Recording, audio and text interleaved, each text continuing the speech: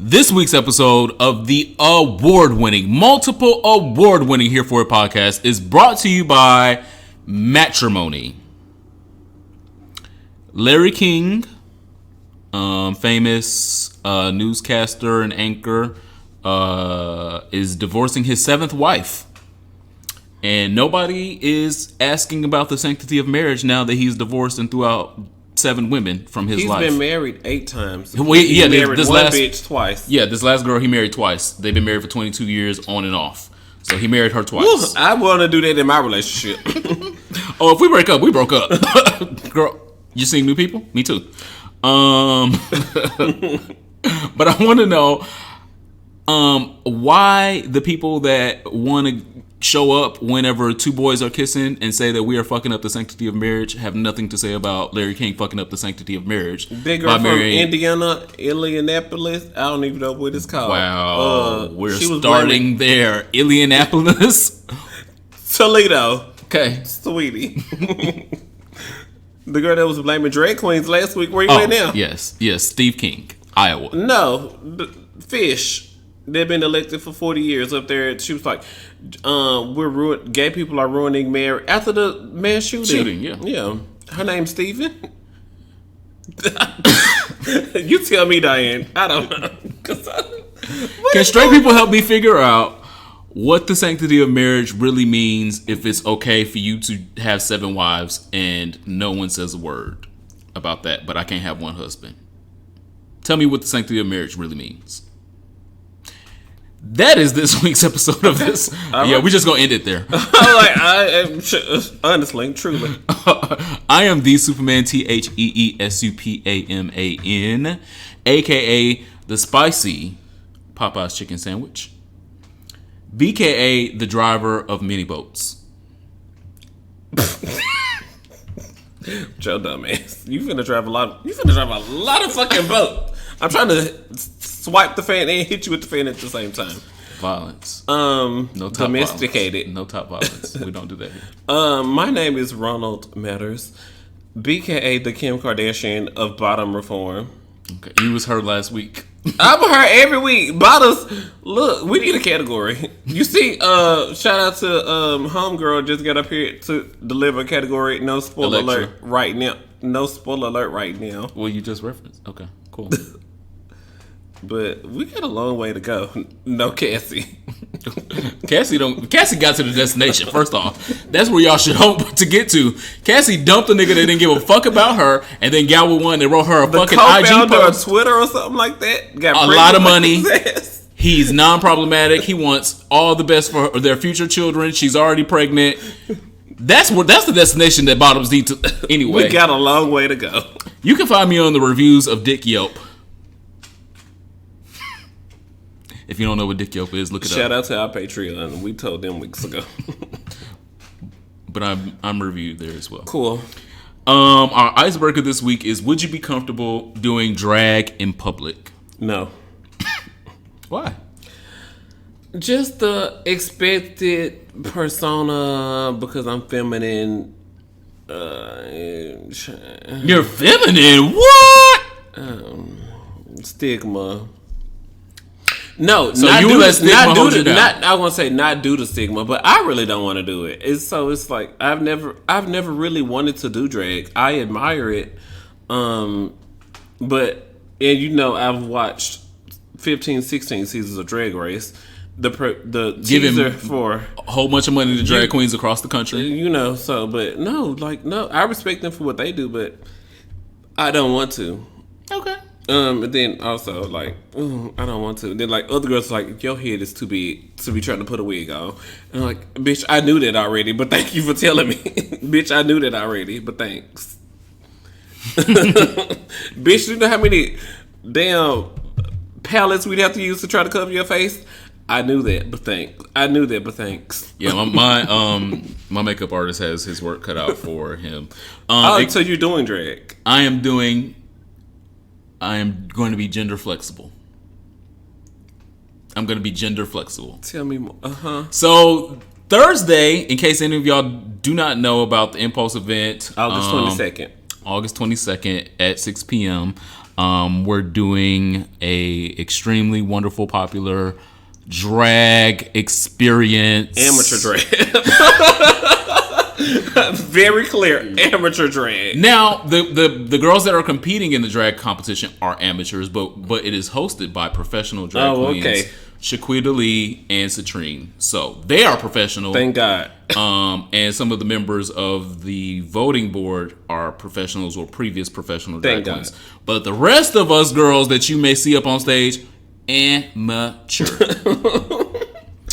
Do I go with these earrings or these earrings? Somebody help me. Oh, I didn't think about earrings. Shit. Sweetie, I'm wearing my first pair of heels, y'all. So if you are in the DC area, check out my Twitter or check out my check out my Instagram and Facebook, and you'll see the flyer. Or go over to Impulse DC's social media, and you'll see the flyer for our drag event on Thursday. I will be wearing my first pair of heels in life. The last time that I tried on heels, they were my mama's. I was about 5 or 6, and she told me to get my ass the fuck up out of them. Amateur. I want to give all honor and glory to Wendy Williams because I too know the struggle of being a Bigfoot bitch. Why she be scooting out there to the trying to put your feet in stilettos. I know why she just wear gym shoes now. And then it's time for Hot Topics, and then she scoot her ass over there to the feet. And don't get the fuck back up till it's questions. And then they change her into flats for that part. I understand her pain. I just want y'all to know that as well. August 22nd, where we going to be? August 22nd, City Winery, 6 p.m. Open bar as per usual with any Impulse event. Get your tickets online. Required. First come, first serve. When the drinks are out, when they have run out of tequila, gin, and cognac, girl, you missed it. Get there at 6 p.m. That's and you got to watch this amateur drag sober. You got to watch it sober. Well, it's City Winery. You can buy your drinks. It's the precursor to my birthday. I don't want to see nobody.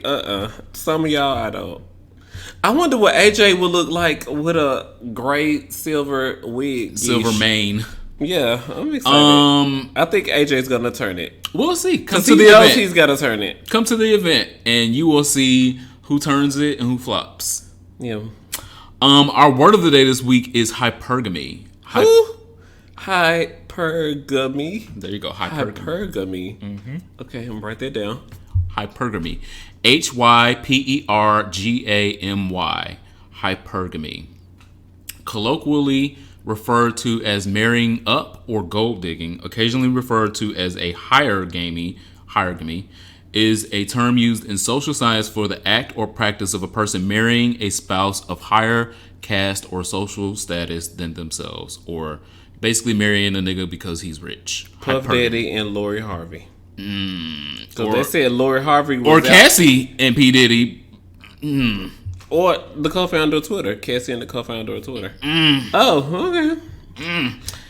And me and any nigga that I marry because he gonna be richer than me. At least in something. Conversation on the internet that white people have been doing it for generations. They have. And so now that Lori Harvey is doing it and y'all holding it against Puff Daddy, that's unfair. Are they engaged? They're dating. Yeah, we know they're dating. And so they were like, yes, Steve Harvey's cool with, because there was a vacation with Steve Harvey, Lori Harvey. What's his wife's name? Marjorie? Yeah, Marjorie Harvey and Puff Daddy and the 22-year-old. But also Puff Daddy, that's your 22-year-old son's ex-girlfriend. And so when you're like 45 and dating your 22-year-old son's ex-girlfriend, what does that look like? Messy. We knew that the money, something, because she ain't gonna say no. So, who? Hypergamy. That. Well, again, we knew Steve Harvey was messy anyway. We knew Steve Harvey would do anything for $1, so that ain't new. Thank you guys so much for supporting this ghetto ass podcast. Moving on, right on. We are, because it's late AF. We are made possible by the funds from Ronald Matters and the Superman's Pockets. So it would be greatly appreciated that if you follow this podcast and listen to us every week, And we provide colorful commentary and or affirmation and or information and or news that you don't get anywhere else. Give it. That you could get over to our Patreon, where you could get exclusive content for at least $1 a month. This week on Patreon, we talked about performing tops. So I'm gonna leave it there. If you would like that content, please. If you would like that content, you can get over to our Patreon, which is going to be a link in our description. And for $1 a month, you can support this podcast and keep this black gay ass podcast alive. Okay, I have a confession. Cool. So I was not signed in, and I was looking at all the stuff we've given like early access that eventually became free. And then the stuff we just gave for free. And I'm about to snatch the cat back. Because we done gave a lot away. We done gave a lot away. Because our fans are worth it. That's why. So we have loyal fans that have been following us for 2.5 years. And we appreciate it because... There's a lot of free stuff. And there's stuff like that eventually became free. Mm-hmm. And so like there's stuff that we need to do more just paid... What you got, bitch? I mean, I'm sorry. I love y'all. Wow. He said that, not me. So if you only give 50 cents to the Patreon for me and none for Ronald Matters, I understand that. There's also bonus content that ain't uploaded on none of the stuff. So text or tweet us, and we got pictures, videos. Yeah, my OnlyFans is going to link on Patreon excerpts. first. Yeah. I'm not gay no more. Cool. If you ain't got no money... I understand completely, but make sure that you at least subscribe to the podcast and at least share the episode or comment so that we know that you are supporting and listening. That's what I can appreciate. Put me in that category. Yeah. Yeah. I can't do this job without you guys. Shade. Shade, because you love Shade. Who? Okay. The student loans people just emailed me. It's late at night, ma'am. Do y'all go to... Tell them you're working right now. Somebody get off at 11. Yeah, tell them you're working right now to get them their money. And so if you would also like to donate so Ronald Matters student loans can get off his neck, that is over on our Patreon as well. I really seriously just got a student loans email this late at night. Unfair to me as a woman. Thank you guys again so much. Our affirmation this week... Bet on yourself. You're the best investment you could ever make. Bet that you will get that man, you will get that job, you will get that house, and you will get that situation that you deserve. A part of betting is making calculated investments, and calculated investments into self are the best investments that you can make. Invest in the things that will prepare you for the winnings you see in store. I can't hope to have a spectacular photo shoot if I'm not investing in my body in the gym or my skin with good moisturizers or good makeup girls. I can't hope to be this world-class model if I don't invest in myself. And so take that same energy and put it towards your job, put it towards your maybe relationships or finding a relationship. Paying off your car. Paying off your student loans. Invest in yourself. You are the best investment that you can make. I can't hope to be good on the job if I'm not investing in my resume or in my certifications that'll help me get in the door in the first place to the job that I want. So if you're not investing time at looking at your resume, having professionals look at your resume, then you're not investing in yourself. Make sure that you invest so that you can reap the benefits of those investments in the future. Invest in the stock of you, and you will yield dividends in the future. That is our affirmation this week. That sounded classy as fuck. Last week, we are in our tepid topics now. Some of these is hot as fuck, though. Sorry. Let's breeze through them, because, girl. No, some of them, it's going to be a strong wind front on some of these. my baby hairs.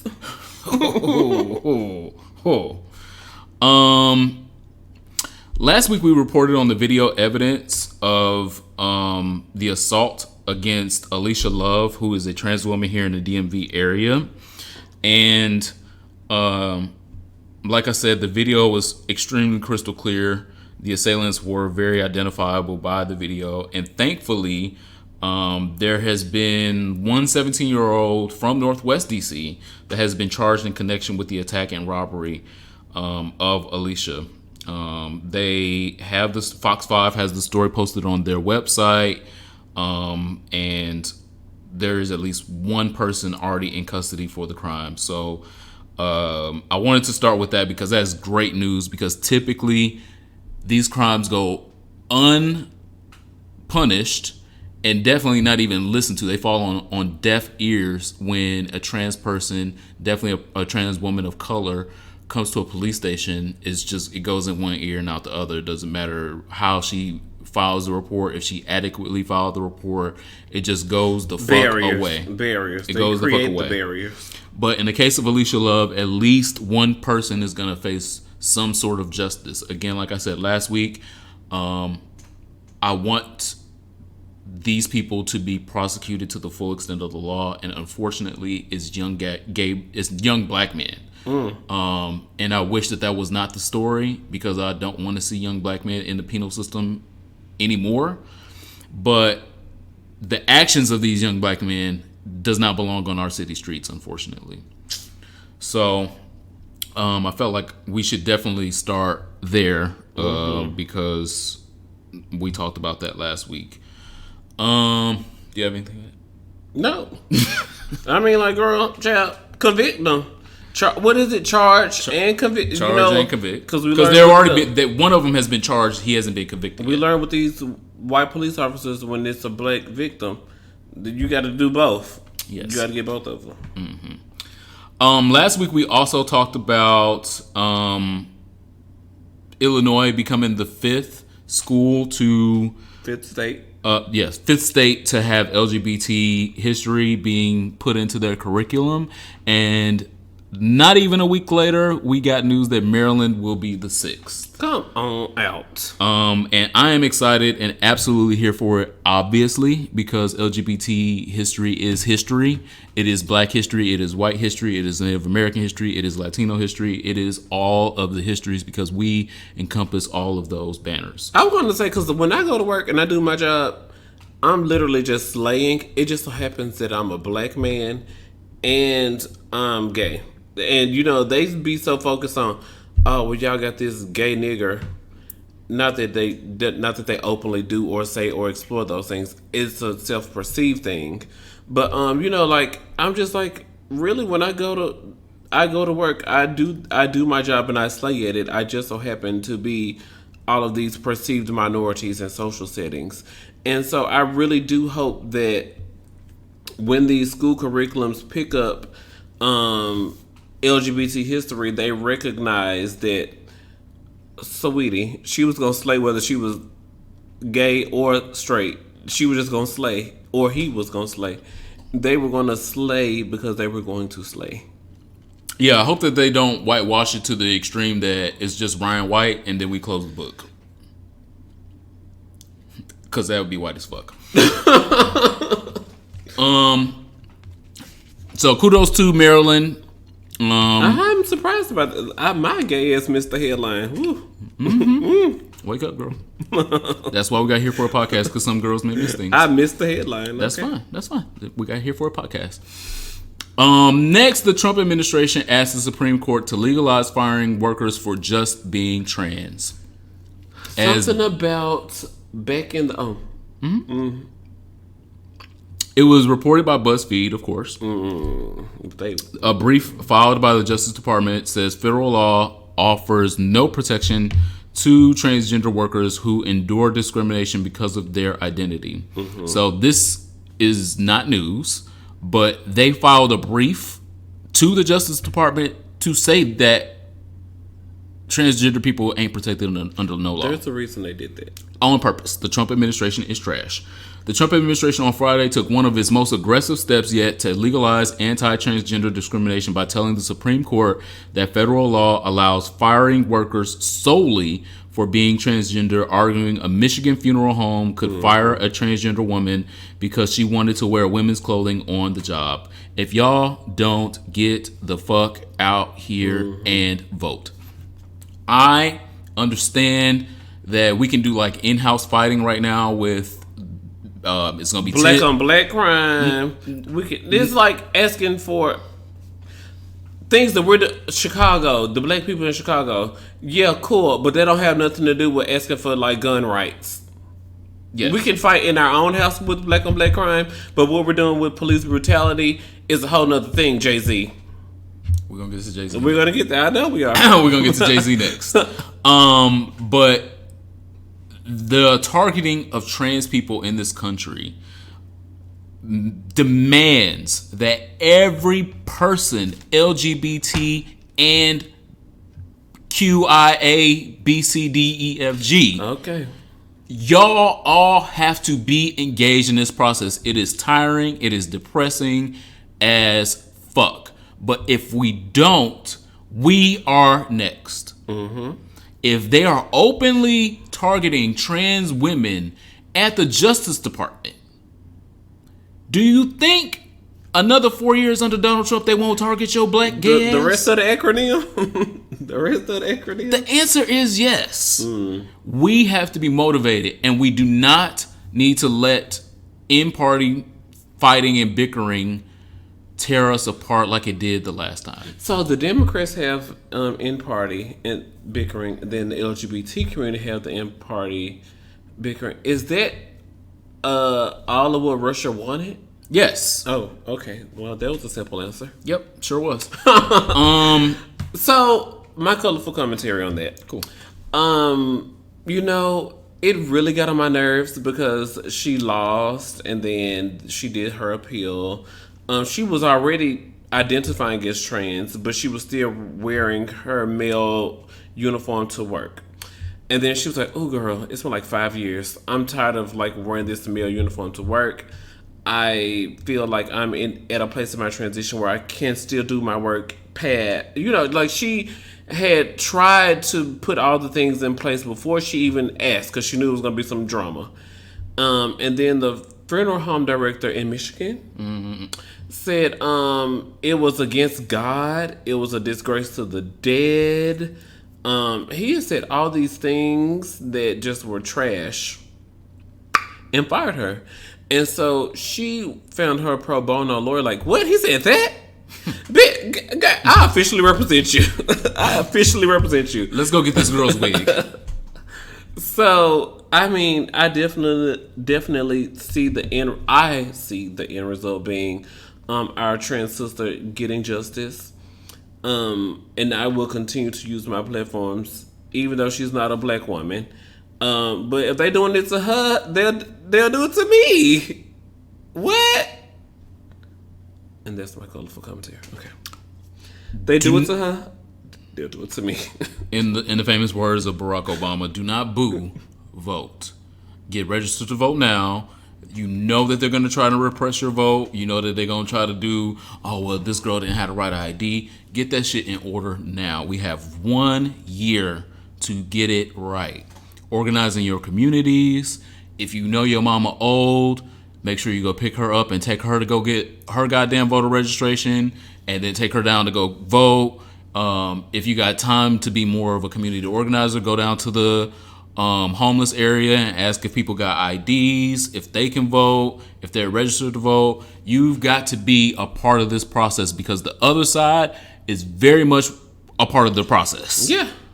They're very much a part of the process of getting people who are trans out of work, getting people who are gay out of the workplace, and making sure that they try to erase any accomplishment that we have had over the last 50 years. And you have to work just as hard to oppose it. I remember when I was in the hood when I was in high school, but then of course I became a better woman, and then I moved downtown, and I didn't change my voter registration, so I still had to figure out how I was gonna get to the hood to go vote. I was like, child, the downtown was still the hood. I should have changed my voter registration. Now is the time. Update your voter registration. Change your address online. They'll send you a new thing, so you don't even have to go to the hood no more. You don't even have to deal with those people. Wow. That's just my own personal story. Quote unquote, those people. Wow. We're gonna pretend. I'm trying to help you. I tell the story all the time about how I went down to the health department and the people looked at me like I was crazy. It doesn't matter if I'm heterosexual, bisexual, or transgender. You cannot look at me like I'm crazy because my experience here today determines if I leave and tell 5 friends that something is going on with you and you need to go see a doctor, and the only doctor you have is the health department. And those people at the health department looked at me like I was crazy, treated me like I was crazy. So it's not a go where you're comfortable, go where you can tell 5 people to get out and go vote. Yes. Shit, 10 people to go fucking vote. Shit, that way we get the other 5 people out down to the health department. Shit. Okay. Well, speaking of people that need to do work, Jay-Z needs get out right now. I am not comfortable fully. And that's Beyonce's husband. Okay. Right. I'm not comfortable fully canceling Jay-Z. Because that's Beyonce's husband. That's that. And then I saw a picture of him recently, and I was like, "Is he getting work done? He's starting to look like Beyonce." Vegan. Jay-Z needed Parkwood's PR team to help him with this NFL rollout because it was a flop out. It was horrible. It was like, did he get the news the day before and then was doing this press conference with Charlamagne the God and all these other reporters and wasn't equipped to answer any questions, didn't know no answers to questions, and was just like, oh, we just moving on. The movement is the fact that I'm getting a check now. Like, how is that the movement? The movement didn't help because it didn't help the movement because Jay-Z got a check. What is Jay-Z doing with the check? Those are the answers that we need to know. What is Jay-Z doing about Colin Kaepernick? What is Jay-Z doing about the NFL's treatment of black players and disrespect of them and taking of their rights and telling them that they can't kneel? What is Jay-Z doing about those things? Or is Jay-Z not doing nothing? Because if Jay-Z not doing nothing, cool, fine. Tell us that. But don't tell us, we'll see. That's basically what Jay-Z said was, we'll see. I'm like, no, we trying to see now. You having a press conference. This is the time to tell us. What do you have? Are you part owner of the Atlanta Falcons and Colin Kaepernick is going to be the new quarterback? And we doing a Black Lives Matter. They sent him in here with no talking points. I missed this. Yeah, and they did. And he sat next to. It's so busy at work. I'd have missed all these. Ooh. And he sat right next to Roger Goodell. Who was that? The commissioner of the NFL. Oh, yeah, I heard that is that. also Right a Trump friend and supporter, and one of the guys who led the no kneeling thing. Right. Kneel backstage, don't kneel out on the field. What? All of that. So Roger Goodell is a poster child for all that problematic ass bullshit of the reason why we're the commissioner of the NFL. Right. And he's sitting right next. Jay-Z is sitting right next to Roger Goodell and pointing to other people in the audience. I think Charlamagne was the one that asked the question about, well, what's next after kneeling? And then Jay-Z responds with, do you know what the kneeling protest was? Do you know? Do you know? He asked everybody in the fucking room except Roger Goodell because that's the only person that we need to know who does he know? Because he knows the answer, but he don't agree with the answer. Because he's also been sued and fined a judgment for his shenanigans with why Colin Kaepernick still has not been reinstated down to the HR benefits program. Because he ain't got no damn team he on. So why Colin Kaepernick still out here? And the girl's like, well, hold on. Because, like Jay-Z said, it's time for just kneeling. It's time for actionable items. And, if Jay-Z where's the action, though? And then Jay-Z buys a team, then that means Colin Kaepernick will at least get a tryout. Sweetie, I don't want no tryout down to the losing squad. I want to try out for the New England Patriots because they almost always win.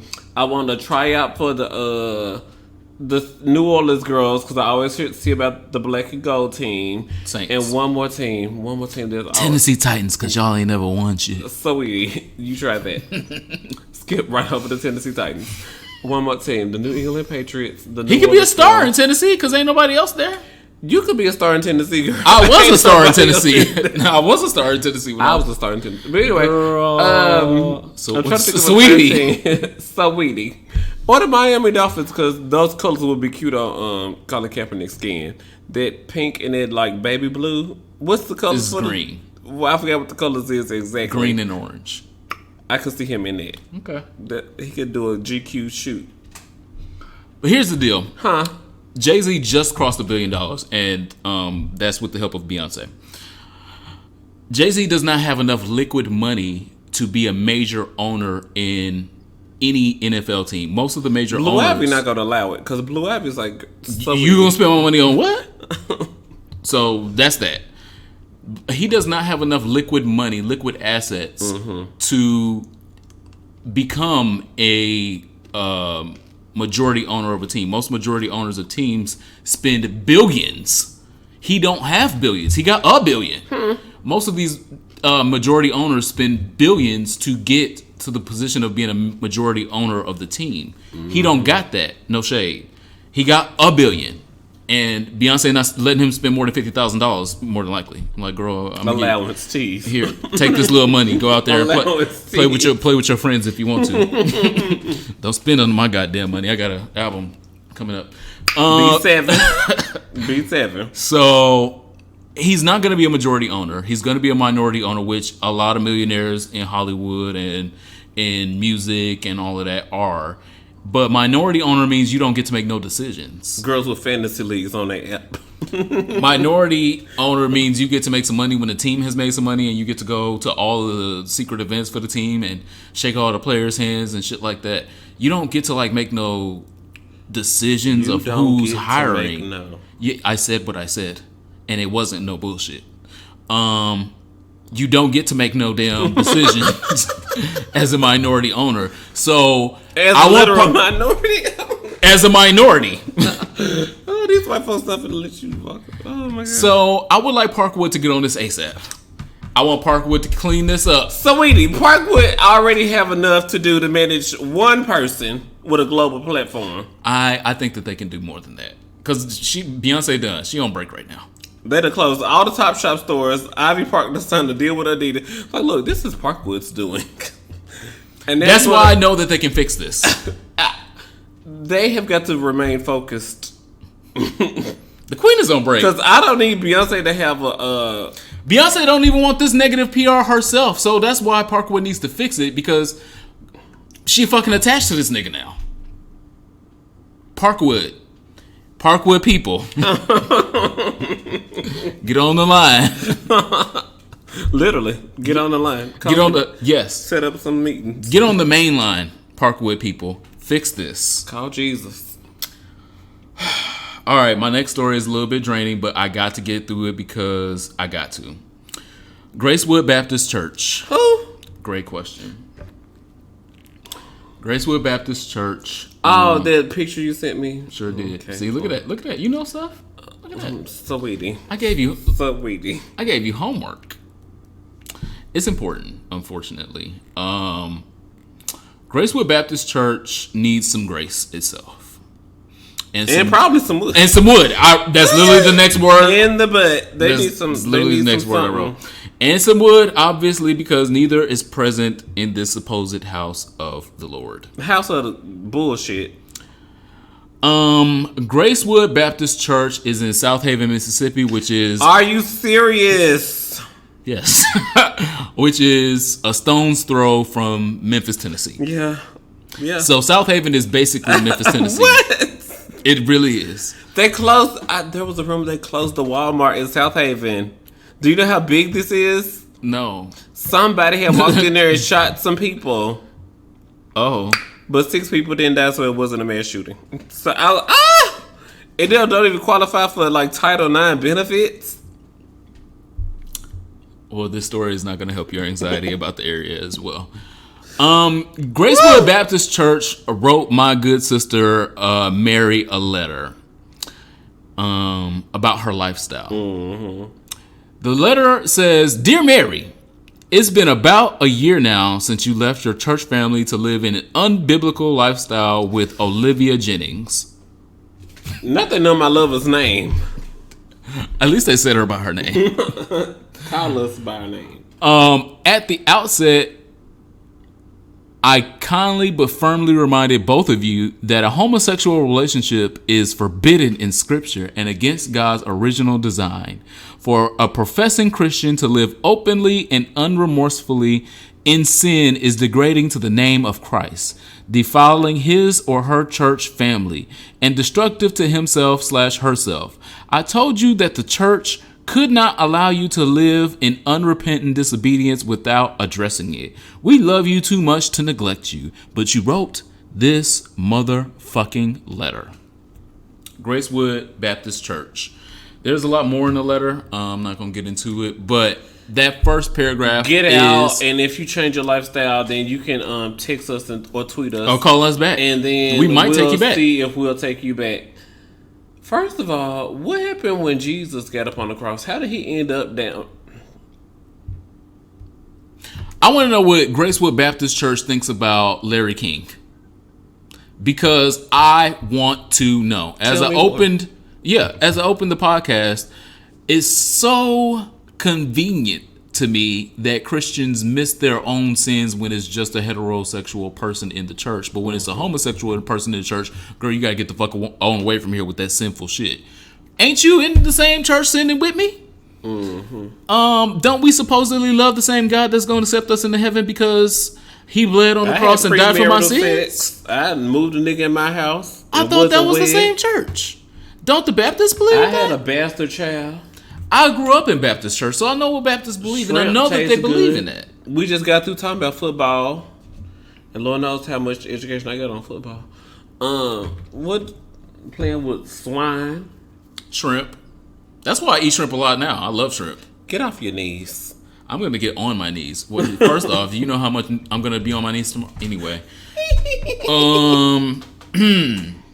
Gracewood Baptist Church, y'all can get the fuck out of here with this bullshit. How about with this backwards, southern, country-ass bullshit that y'all wrote her a letter to tell her homosexual lifestyle was just too much for y'all. Signed it in for y'all ink. church. Y'all barely got 35 fucking members. Get the fuck out of here. You should be accepting of every dollar that's coming in your church, even if it's a gay dollar. Drug addicts, they're sinners. Prostitutes, come to your church.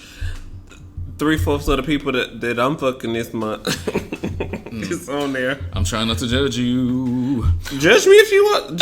Well, first of all, I don't go to church, but shout out to my sister who thought she had found a family, a church home. But it's a messy queen in that church. We're speaking to our audience knows. It's a messy queen in that church because Gracewood Baptist said in the letter that they have been watching her for a year. They know her lover's name. They know they live together. They didn't say y'all don't come to service on time, or y'all don't come to service at all. Y'all don't pay your tithes. They just said, I'm mad that y'all in a relationship. Southaven, Mississippi don't have much that they could really kick a bitch out of. It's not like nothing fancy in Southaven. The whole thing's 250 square feet. Man, you can't kick nobody to the damn goalpost. You can't get 2 extra points. What y'all doing? What kind of fucking establishment does Gracewood Baptist Church believe that it is that they can kick 2 lesbians out for living together in a happy relationship? A happy relationship that y'all have been happy to take their goddamn money for at least a year until now. They got 1 freeway and they got 48,000 people according to the last census. I pray for all of my brothers and sisters in Alabama, Mississippi, and Tennessee, and Texas, and parts of Florida as well. Because y'all put up with the most shit. Do you know how much I would have told them bitches that they can lick my ass crack from the front to the back after I just took a shit if they wrote me this motherfucking letter telling me that I can't be in their church because I live with a woman? If you don't get the fuck out of here with that. I'm not here for it. Next, also heavy, unfortunately. Rest in power and rest in peace to Marcus Willoughby. I pray the strength. The video of the guy dating the trans girl? Let me get there. Okay. I pray the strength and durability for his girlfriend, who has been it's been reported her name is Faith. We don't know that for sure. He had that tattooed on his face. Yes. Eyebrow. Yeah. And so we believe his trans girlfriend, her name is Faith, and Marcus had been targeted by groups of allegedly cishet men Allegedly heterosexual. Because they were allegedly heterosexual. Because they are allegedly heterosexual. They are alleged because that's how DL queens act. And so that's why I put allegedly on that, because it might be some motherfucking DL queens that put this shit on the fucking internet and trolled him the way that they did and said, oh, well, she not a girl. You suck dick. Oh, you suck dick. Bitch, you suck dick too. That's how the fuck you know. If you knew my tea about what dick I'm sucking or who I'm fucking and where I stay, bitch, how the fuck you know that? You know it because you be traveling and doing the same shit in the same circles. So, allegedly, sis het men. Talk that talk.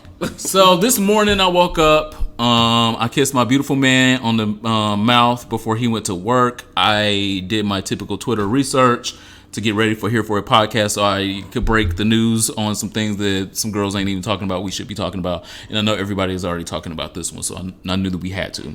But when I got through the story, read the comments, got all the context of the story, double-checked the sources, I cried. Because this world is so fucking depressing. So fucking depressing that this is a real fucking story. One, depressing because people actually thought that this was funny at first. What? Read the comments. And so if you don't have the capacity or the time, I understand not reading the comments. That type of story, I don't read the comments. Like if it's something cute about K. Michelle, cool, read the comments. It's a cute little laugh. But when it's read the comments on like the death of Yeah. So, what I did it for you guys. It was trash. It was a full dumpster fire, and everybody that was commenting was black and saying awful shit. It was horrendous. The person that originally posted it and made it viral, trash. Again, allegedly cishet. We live in a world where he was bullied / trolled on the street for being in a relationship with a trans woman. And then, now, he said something problematic. He did call her a tranny. He was using language that they were using. That they could relate I just wanted to make sure that situation. Yes. I just wanted to make sure we covered that part. He did. It was semi-problematic for him to say that. They perceived the racial slur. Gender slur. Yes. But through the trolling, he was forced to admit his relationship with this transgender woman that he's apparently been with for a while. And it led him to go back home and kill himself. Later that evening. And it was also reports that he had other mental health issues and illnesses, and all of this viral attention of him being outed and talking about his transgender girlfriend on the internet compounded with all of that, and he just decided to take his life. In South Philly. In Philly, yeah. So, I can only imagine what his girlfriend is going through and thinking about right now. I can only imagine what his family is thinking about right now. My stomach hurts just thinking about the story or topic, and I really wish I didn't have to bring it to you, but I did, because it's very important that we still talk about the struggles of people dealing with previous traumas and then getting more trauma tacked on top of it without being in the care of a therapist, and without having the resources to talk to somebody when you're in the middle of a crisis. So I put out this suicide line before on previous episodes. I'm going to do it again because it's very important. If you need it for yourself or if someone around you may need it. The suicide line that you can text for the American Foundation of Suicide Prevention is 741-741. If you just text GO, the word go, someone will respond immediately. 741-741. They're trying to get it down to just 3 digits. So you don't even have to text the other 741. You just text 741 and someone will respond to you. And so if you're in the middle of a crisis like Marcus was, and you feel like you're being pushed where you only have one option. Please reach out and at least text somebody, at least call somebody, at least stop and think about the ramifications of tomorrow being without you. Please. All right. Next, we are recording this fucking episode late because we want to watch the season finale of Pose and give y'all a real-time review of Pose, the season finale. Spoiler alert, we're going to try to remember to put in the comments when the Pose finale spoiler is over, but here we go. Yes, so this is the last episode of Pose. We ain't gonna see them hoes again until next year, and apparently it's gonna be a time jump. Allegedly, that's what some of the leaks are saying, and we'll see what they do next season. But we got this last episode to talk to you guys about.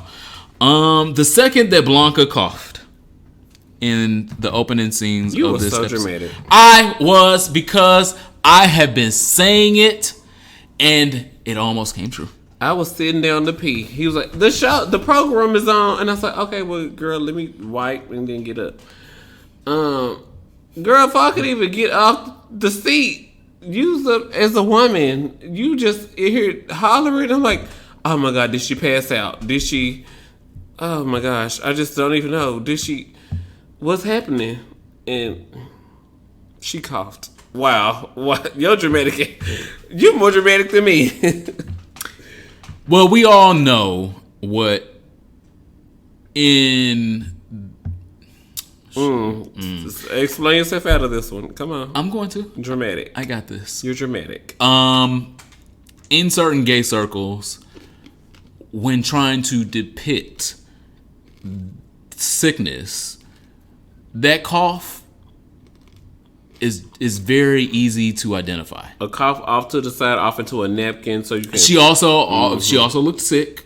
Her eyes, her makeup was different. Mm-hmm. She visibly looked sick, and then the cough, which is eerily representative of what AIDS patients started to look like before they went and deteriorated in the early 90s and mid 90s. It's out there. Y'all can go look it up yourself. But those things are synonymous with what the disease looked like when you was about to go to the goddamn hospital. And I've been predicting all season long that Blanca wasn't gonna make it. From the very first episode of this season, I had been predicting that Blanca was not gonna make it. I saw where they were going with the AZT line. Mm-hmm. I saw where they were with the AIDS epidemic, and Pose likes to punch us in the nuts sometimes, and I saw where they were going. Again, spoiler alert, if you have not seen the episode, please fast forward or stop or pause, go watch the episode and come back. But they almost killed Blanca down to the episode. They took us on an emotional roller coaster of her in hospital, and thankfully she made it.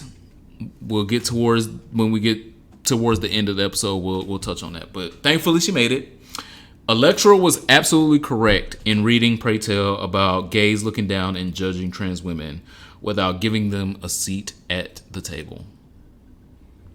I thought that was awesome because it was true then, still true now, and unfortunately we as a community have so much work to do with passing judgment on members of our community for not being passable or fishy or whatever the fuck you want to call it this week, or not having money to buy the lace fronts with the center part, or being able to do the side swoop, or for going to the beach in the beachwear that you want to wear instead of a bikini.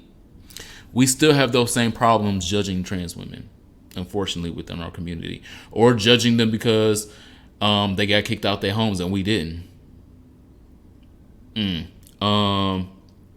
So I thought that was a great beat for them to cover, and watching the dialogue between Pray Tell and Electra. I thought it was also a joke when the council got together and thought that the cure for that representation was for them to do a Butch Queens all up in drag. I'm like, no. What she's saying to y'all is a trans woman needs to be in these meetings and talking about ball culture and being represented, because y'all want us at the balls, y'all need us at the balls. Why the fuck can't we be in charge of the balls? So I thought that was important that Electra. Come on out. That's Electra with that taser that Lulu had. Electra was basically she built and sustained the ball community and was telling them queens that get it together. Get it together. You gotta get it together. You say you need me so much for this event and these events in the future. I'm gonna tell you what's on my mind. Come on, you gotta tell them what's on your mind, Electra. And so she was trying to tell them all of that, but they still wasn't getting it that a female like Electra should be given representation in these meetings and deciding about what's going on in ball culture in New York City. It shouldn't just be gay boys or men or old queens. It shouldn't just be them. So I was happy to see that moment as well. Speaking of dusty gays, Angel had a dusty ass gay down to her photo shoot gig that decided to take revenge, quote unquote, on Angel because she won some competition that Angel probably don't remember, because Angel has won lots of competitions and balls and things like that. That since she beat him sometime far long ago, that he was going to out her to everybody in the modeling community, telling everybody that she's not a real woman, she's a drag queen, or she's a boy playing a girl, or all that problematic ass bullshit he was saying. And again, I still see how relevant that is today, because unfortunately it's still messy, dusty ass gays out here that still do that bullshit of forgetting that trans women are your sisters in this community, and you should not be walking around telling somebody else's business if you don't want your business told. I don't get that behavior, but was relevant for the show, relevant for the time then, and definitely still relevant now. I thought Angel's pain over losing her modeling career was also real and still happens. Modeling is a fleeting job, fleeting career. Sometimes everyone is not gonna make it. Nope. Everybody is not gonna be Naomi Campbell and Tyra Banks. $10,000 per show. Everybody's not gonna get there, unfortunately. Hetero, homo, or trans. It's just a very, very hard industry. I love that Poppy consoled her when she lost her gigs, and he was her rock. He really has stepped up this whole season and been such a good ass boyfriend, through her drugs, through her struggle, through her homelessness. He has been such a rock to her, and I appreciate seeing my Dominican brothers in that light, especially because now he's a talent manager. Poppy got a job. Scouts. No, he's a talent manager. Oh. He manages the talent. Oh, cool. Personalities. He got business cards. He got multiple girls that work under him. This is before Vistaprint.com. Okay, so that means he had to go down to the Kinko's and get this done and work on his own design. So Poppy is business fish now. He's coordinating all the girls to get their own modeling contracts, and I'm absolutely here for it. We need representation in the business, small business, in the business, small business, and talent world. Yeah. Ricky looks real comfortable in those heels. I like that. Ricky showed us his fully versed top Butch Queen realness. Ooh. Too many categories. Too many. And the trans girls only got 3. He's won many categories. so he's got many categories. Is Damon too young to be a house father? So we got towards the end of the episode, and Damon has come back because obviously he's gotten word that Blanca is sick and on her deathbed and shit. And Damon come back talking about sick and on her deathbed and shit. Wow. That was insensitive. Okay. What part was false? He got word of all that, and he came back from his tour. He was over in Europe dancing with somebody, and I want to dance with somebody. Come on, I want to feel the heat. Anyway, so he came back from Europe and said that he done started a house of his own over in Europe, and he's the house father. I'm like, sir, didn't you just left being somebody's baby boy yesterday? How you the daddy over it? Baby boy. Baby boy. I don't get it. I ain't get it. I think Damon is too young. I think that they're pushing the series too fast. If next season is gonna be the last season, I am not here for it. I love this show. This show needs to be on more seasons. We had so many seasons of fucking The Office, Weeds, Grey's Anatomy. What the fuck did that add to the social? What did that add to the social fabric of TV? Nothing. Of culture, like real life culture, not just TV. Real life culture. Doctors, yeah, emergency rooms, terrible. Seen it before. I watched Doogie Howser. What that is? You don't know what Doogie Howser is? I was saying, I ain't never seen it. And we might have to keep it. You too young to be a house father. We might need to keep it. I don't know if I've seen that before. If you don't know what Doogie Howser is, how do you even spell it? If you don't know what Doogie Howser is, you are too young to be a house father. Yikes. This means I'm old enough to be a house father. Angel and Poppy's engagement was so beautiful. Bye. That's because you bitter. Cheese. You're a bitter Betty. Cheese. You're a bitter Betty. She got out of both her knees in the club. I was like, is she about to whip it out and put it in her mouth? I was like, what? First off, I was so confused. If she wants to, she could. First of all, secondly, but cheese. And I would watch. I don't know.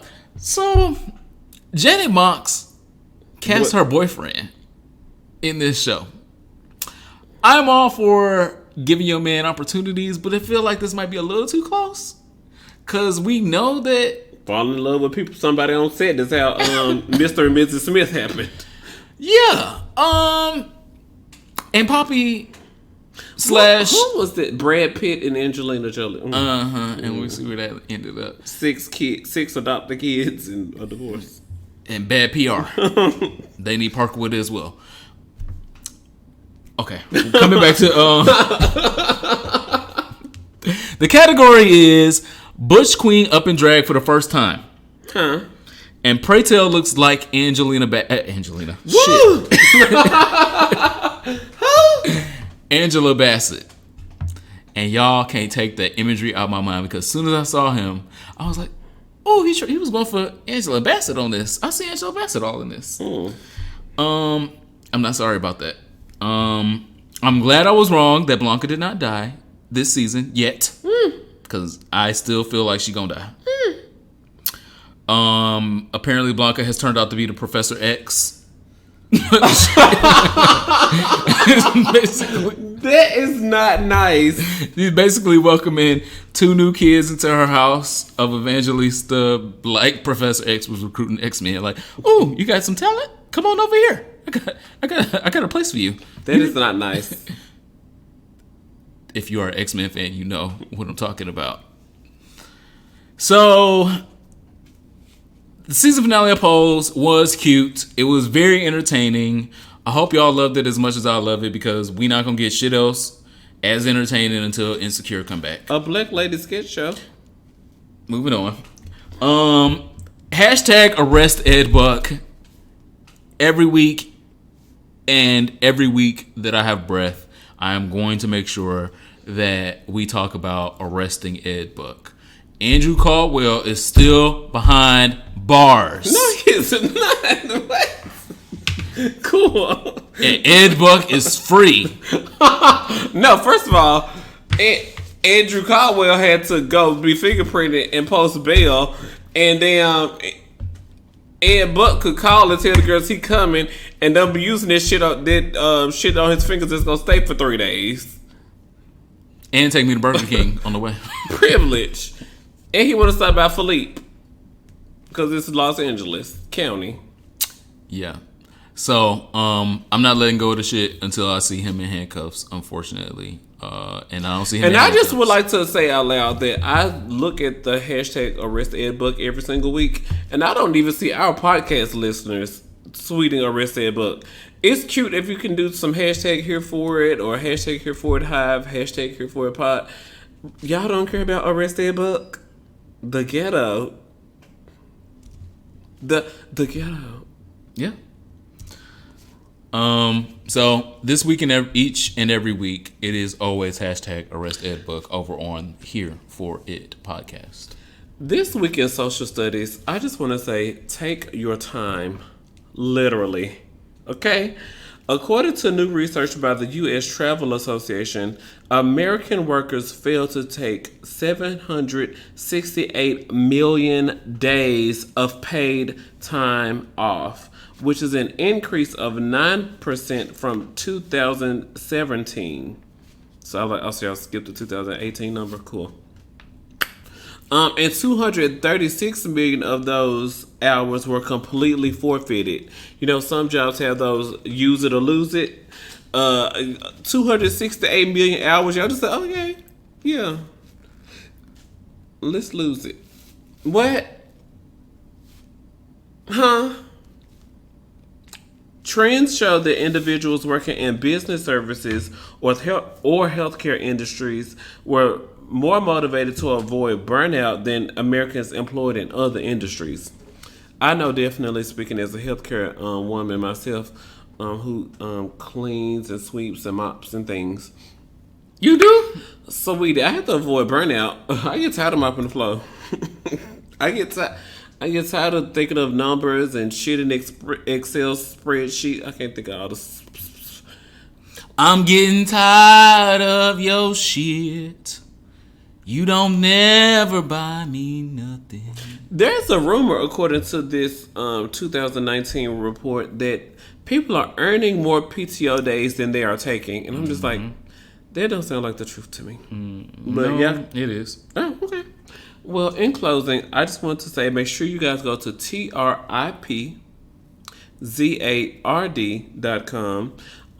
They have TripZard has a 10-question quiz. It's way better than taking a BuzzFeed quiz to find out which Game of Thrones character you are. But TripZard, you can answer 10 questions. I'm Tyrion. And that's not because I'm short. It's like, which insecure character are you? All y'all is the 6'5" dude who cheated on his wife. All y'all are. It's everybody. They have an open relationship. And then Jadena got on the Breakfast Club. He looks just like him to me. And I was talking about he was in a polyamorous relationship as well. And then they tried to. Then of course Charlemagne and the light skinned boy on the other side was trying to. Oh my gosh! So you were in a homosexual relationship? No, there's more to a relationship than just the sexual component of it. But anyway, those probably. Well, I'm glad that he stopped by and dropped knowledge, because at least they had to Google after educated the girls, because they have iHeartRadio and they are distributed around the nation. Anyway, around the world. TripZard.com. Answer 10 questions related to your adventure level. Like, girl, yeah, I could go jump off a building. Yeah, let's go zip lining. Or like, girl, look, I'm looking for the mani-pedi spot and I'm going to sit by the beach. So, and then they also ask about your budget, that's important when you travel. Poor. The budget is poor. And your food taste level. Like that, TripZard had some really cute questions.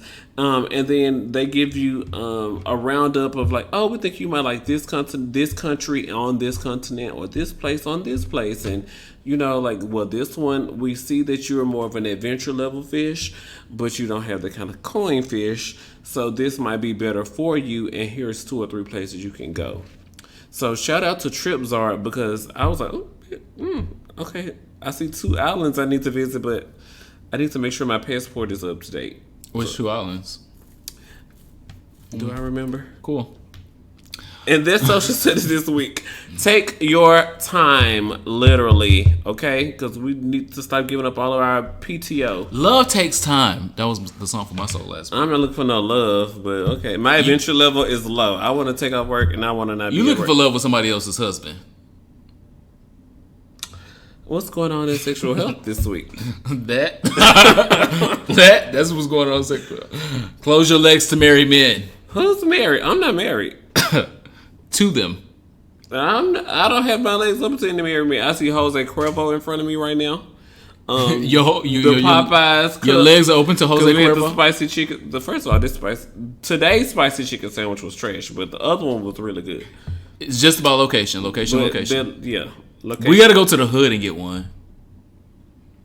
Shout out to Popeyes and the spicy chicken sandwich. AKA me.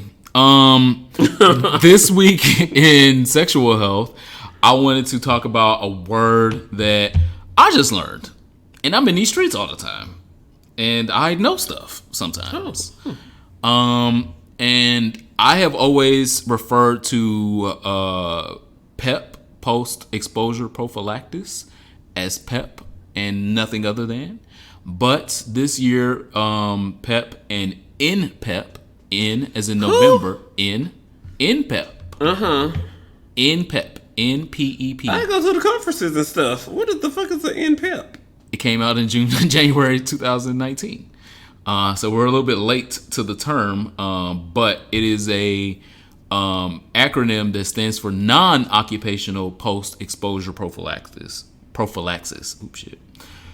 The term is new because they are differentiating PEP versus nPEP. So PEP is sex workers. Yes.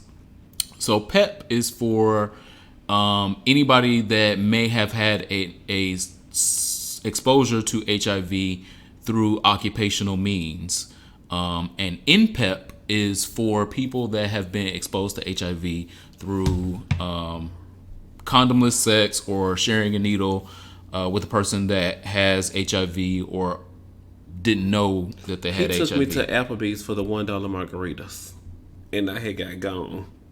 Okay. And now I need PEP. Oh, well, right. Put that in your book. Those $1 margaritas, I heard are really will get you there. I don't know. And I'm like, well, girl, they are $1 margarita and down to the Applebee's. So what you think it was going to happen? No, that sounds like what's that? They put Four Loko in there. I'm not doing that. So nPEP is post-exposure prophylaxis. I don't know why I keep wanting to say prophylactics. Prophylactics is nursing. Condoms. Yes. Is post-exposure prophylaxis for condomless sex or sharing a needle where you may have been subjected to HIV, or in the cases of sexual assault as well. It's important to know that the medications used for nPEP must be started within 72 hours after the incident occurred to be effective. Okay. Again, nPEP for occupational use, meaning you are a nurse fish, you are a phlebotomist, and you working with HIV positive patients, and you just took their blood and you fucked around and stabbed yourself with the needle. Mm-hmm. So you need to take these precautions within the 72 hours to ensure that work didn't just give you HIV. So also, are they trying to say I can't find my workman's comp claim because I'm still filing my workers' compensation? Do all the above. Sweetie. Do all the above. What's big other than this? Wow. Your baby hair. I'm about to say some problematic stuff. Yeah. So it's important to know in sexual health the differences between the two. And if you are a victim of sexual assault or have had a wild night, post-exposure prophylaxis is available in every emergency room and trauma center in the country. And nPEP is available if you are a worker that is working close to HIV I like that. communities and may have been exposed to HIV unknowingly or knowingly, but you must start it within 72 hours for it to be effective. Songs for your soul. What do you got, Marianne Williamson? I was gonna say because my playlist. Do you want to tell the children about that? On Patreon this morning we announced the NYC 19 playlist, and then shortly after, down to the Twitter, it was like the official Marianne Williamson rally playlist. Marianne, scoot. So let's put our little playlist out for the 99 and the 2000. Now you want to copy, but shout out to. So to be clear, y'all, he's saying Marianne Williamson copied off of his playlist. In case y'all didn't get that. Shout out to Dawn Walk by Steph London. She said, girl, you walk in the room like a Dawn. You are a bitch. You are a boss bitch. You own every motherfucking thing. Dawn Walk. Walk into the room and own it by Steph London. And then shout out to King Combs, who is Diddy's son. He has a song called Surf, which is a cute little... what are the words? Who knows? Is it like a teeny bopper thing? King Combs is probably 20. Yeah. I know he's fine. I just don't know what the music is like. At least he's an adult. Thank God he's an adult before you said that. And the last song that I want to shout out is the whole Fever mixtape by Megan Thee Stallion. Because there's at least 5 songs. Half of the mixtape is on the playlist. So shout out to... So the song for your soul is... The whole thing. Okay. The whole thing. All right.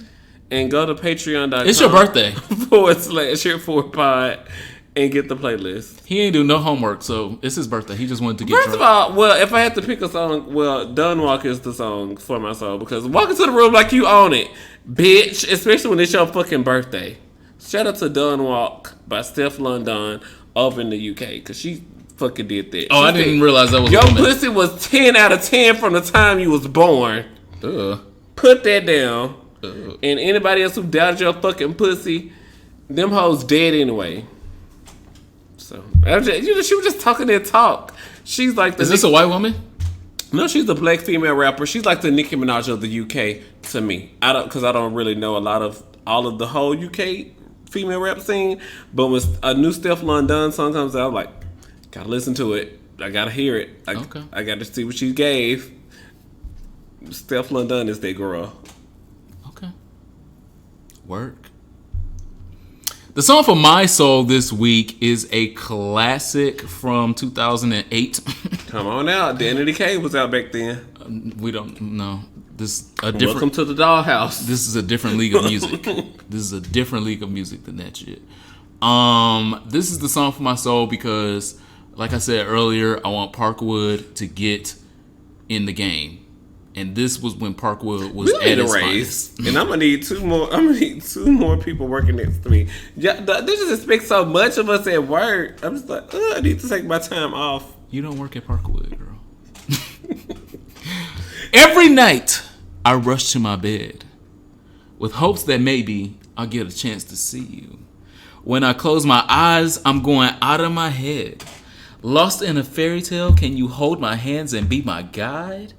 Clouds filled with stars and cover your skies. Yeah, there we go. And I hope it rains. You're the perfect lullaby. What kind of dream is this? You could be a sweet dream or a beautiful nightmare. Either way, I don't want to wake up from you. Sweet dream or beautiful nightmare. Somebody pinch me. Your love's too good to be true. My guilty pleasure, I ain't going nowhere. Baby, long as you're here, I'll be floating on air. Cause you can be my sweet dream or my beautiful nightmare. Either way, I don't want to wake up from you. John. Song for my soul, Sweet Dreams. The girl wrote this shit and recorded it in 15 minutes. Let me hear that one more time. That was fucking poetry. And then she sung her voice into a microphone. and put out this work of art. Background vocals. She did her own backgrounds in 15 minutes. It takes a lot of y'all faves 15 years to get a hit. And y'all want to debate with me about Beyonce? Huh? I Am Sasha Fierce, the album, came out 11 years ago. And I'm gonna stand for the rest of my life. And can't nobody tell me shit about it. Sweet Dreams, Song for My Soul, this week and almost every year. Huh? Watch the video if you ain't never watched the video. What are you here for this week? I'm here for the original Catwoman, to me. So there was a white woman that played Catwoman when Batman, the TV show. I like Catwoman to me. Okay. Yeah. Julie Newmar, who is famous in To Wong Fu and famous from to the younger generation don't know what the fuck Julie Newmar did. I don't have no clue. See. I don't have no clue. And I'm an old bitch, and I know that she played Catwoman, and then she did some other acting things, and then they said she used to fuck around Hollywood. So that's what I know about Julie Newmar. Apparently, Julie Newmar was a diva down to the set, and either she got fired or she quit, whatever the case may be. In comes Eartha Kitt, a black woman. And when I say black, I mean unapologetically Black Panther. No. She said what the fuck she said, and she meant it, and she researched it before she said it. She was nothing problematic about Eartha Kitt. Eartha Kitt was getting hoes together back in the 60s, and that's where we're going. The real Catwoman speaks truth to power. And at the height of her career, she was invited to the White House to speak with, at the time, President Lyndon Johnson and Lady Bird, the First Lady, in 1968. Eartha Kitt is the first person to have ever been recorded saying the words Black Lives Matter, and was saying it directly to the President of the United States of America and the First Lady. She openly protested the Vietnam War that sent thousands of black and brown boys and girls to their death in an attempt at policing the world, which we are still attempting to do in 2019. Eartha Kitt at the time was Catwoman on the famous Batman TV show, which, she would have been Viola Davis in our current time. Like, she's that girl. She's on TV. There was no bigger and better place that a black woman could be than where Eartha Kitt was in the society at that moment.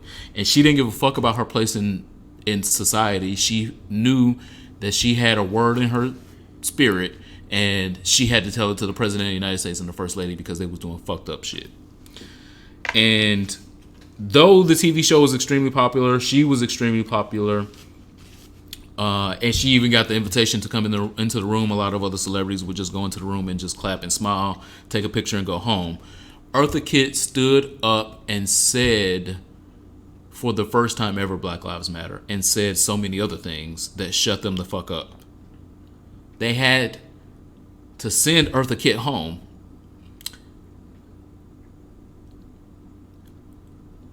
in a cab.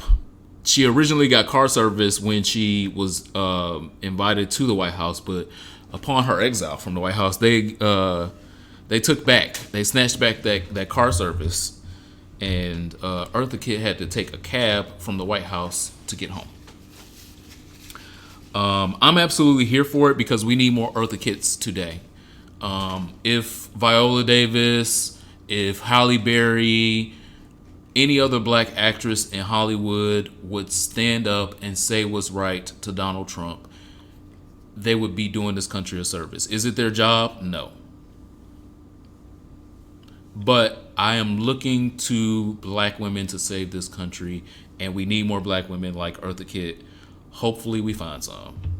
I'm absolutely here for Eartha Kitt this week. I am absolutely here for next Friday. Celebrity stylist Jason Bolden and his interior designer husband, Adair Curtis, will premiere their Netflix series, Styling Hollywood. The hashtag Black Gay Love is displayed all over the marketing, and I love it. There were some people on Twitter that said, I'm just gonna watch it just because it's hashtag Black Gay Love or Black Gay Magic, and I was like, y'all should have been doing that. Y'all should have did that anyway. But anyway, It's above you. they work with Ava DuVernay, Yara Shahidi, Eve, and Jenny Mock in the trailer. So August 30th, down to the Netflix. Check out. Are they remodeling? What are they doing with them? Are they remodeling their homes? One person is a person who works with the celebrities to do clothes, and another person, and I think it's Adair Curtis who does homes for celebrities. So It's like Queer Eye. They do a lot of work. Okay. So I couldn't even name all the celebrities in the trailer because I don't know who all of those people are. But they do a mix of homes and they do a mix of fashion and they do everything. And they have their empire. So shout out to a Black gay couple building their empire, snagging their Netflix deal because I can't imagine being down to imagining the pussy I got to throw on my man when we booked this Netflix deal. Like, damn. My pussy and your dick. So we got to put this together to make some magic tonight. So, how you doing? We got to make heirs. We need heirs to this throne. Yeah, to this kingdom. So, shout out to Styling Hollywood premiering on Netflix on August the 30th. Make sure you guys pay your bill. Yes, let the subscription come out of your account when it's the last $10 in there. And just don't get lunch that week. Is spaghetti in there? It is time for our last call. If you have your Dasani waters, your coffee, there is some kind of tea that I'm hoping is still in the break room when I get to work tomorrow because I did not get to take a picture of it. I got to take a picture of that tea. I'm going to go to the store about it. Get you some kombucha. The people down to the hospital where I work at, thumbs up. They be knowing where all the good snacks at. Oh, fat people. No. Oh. They want to have the Cliff bars and... Ugh. You said good snacks. Anyway, it is our last call this week. Figure it out. If you have Dasani, kombucha, or alcohol available, please pour yourself a shot and take a shot with us. All right. So, again, we will be in New York City this weekend on the 24th at 5 p.m. in Hell's Kitchen at Boxers. First come, first serve for shots. First come, first serve for merch. But I will be signing titties and pussy all night long. What is your last call? I wanted to say that. Why you say it? Oh, with your ugly ass. Semi-spoiler alert. Shout out to Pose for ending in a better place this season than it did last season. That's pretty much all I have to say. And shout out to Ballroom Leadership because they understood that they had to give the girls a platform. They tried to on episode 3. They tried to deny. We should grow and learn and be better people. But they eventually got it together by the season finale. So, shout out to Blanca for setting all of her kids up for success and all the things they accomplished. One's a choreographer. The other one's a model. You know, she got some career tribulations, but she gonna make it through. We hope. And then, and they did the foreshadowing of stories of girls from trans past and from... Spoiler alert. So, just shout out to Post ending in a better place this season than it did. And doing their homework. They did a lot of homework this season. That was a lot. Everything was a reference. Like, even the girl getting exposed down to the photo shoot. There was a reference. I was like, wow. Type that out. Wow. Right. And we don't ask these heterosexual shows to do half that goddamn homework. Woo. My last call is to Univision. Univision is the Spanish language network that transmits across the world all kinds of Spanish TV, from news to comedies, entertainment. entertainment, dramas, and last but not least, telenovelas. They now have made history with the very first telenovela about a same-sex couple. It's a coming-of-age story in El Corazón Nunca Se Equivoca. My Heart Is Never Wrong is the name of it. Oh, I like this. Tyler Perry tease. Yeah. It is a spinoff of Juan Osorio's telenovela Mi Marido Tiene Más Familia. My Husband Has More Family. And tells the love story of two young men. I cannot pronounce those names. Girl.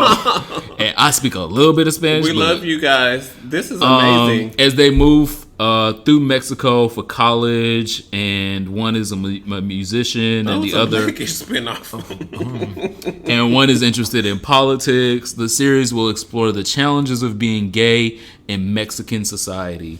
And I know firsthand that there are lots of parts of Mexico that are very progressive, very Western, and very gay friendly, and it's unfortunately overshadowed by everything else that goes on in the fucking what